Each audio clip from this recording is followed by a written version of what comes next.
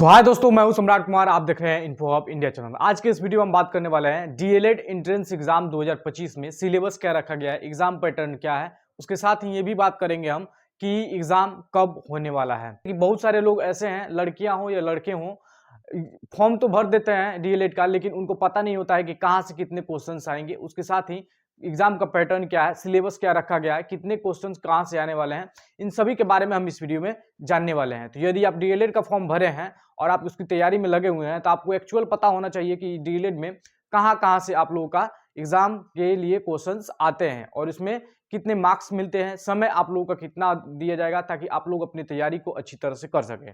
तो इस वीडियो में हम यही बात करने वाले हैं।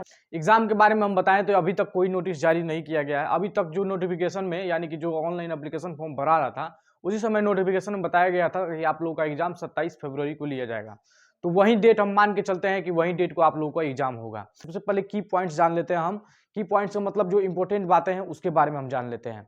सब तो उसके बाद से हम लोग देखेंगे कि कौन से पोर्शन से कितने क्वेश्चंस आने वाले हैं। यहाँ पे देखेंगे टोटल मार्क्स आप लोगों को एक क्वेश्चन के लिए 1 मार्क्स कितने दिए जाएंगे आप लोगों को। यहाँ पे एक क्वेश्चन अगर जो करेंगे आप तो एक मार्क्स आप लोगों को मिलेंगे। उसके अलावा यहाँ पे टोटल क्वेश्चंस कितने होंगे, टोटल क्वेश्चंस जो होंगे वो 120 होंगे। सभी पोर्शन से मिला के क्वेश्चंस जो होंगे वो 120 क्वेश्चंस आएंगे। आप लोगों का जो टोटल जो मार्क्स होगा वो 120 मार्क्स का होगा। यानी कि आप लोगों को भी पता है 120 क्वेश्चंस आए, 1 मार्क्स का है तो 120 मार्क्स हो गए। यहाँ पे टोटल समय कितना दिया जाएगा, तो टोटल समय आप लोगों का 2 घंटे और 30 मिनट का समय दिया जाएगा। 2 घंटे और 30 मिनट का समय दिया जाएगा। 2 घंटा 30 मिनट बहुत ही ज़्यादा होता है। उसके अलावा यहाँ पे देखेंगे एमसीक्यू टाइप का क्वेश्चन होगा, यानी कि मल्टीपल चॉइस क्वेश्चन।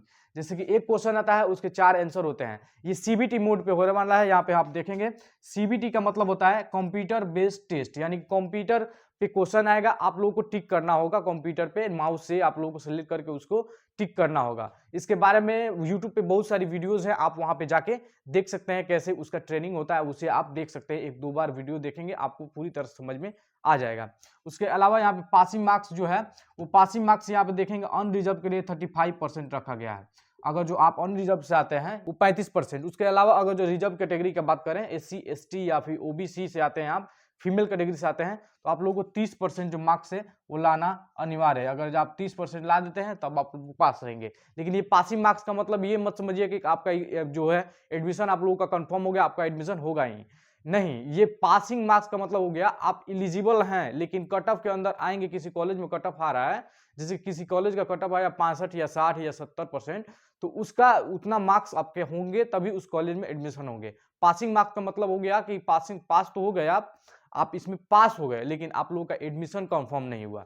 यही है सबसे ज्यादा जरूरी जो होता है, कट ऑफ के अंदर आना होता है। यही आप समझेंगे, पासिंग मार्क्स से कोई मतलब नहीं है। जो है एग्जाम पैटर्न के बारे में बात कर लेते हैं।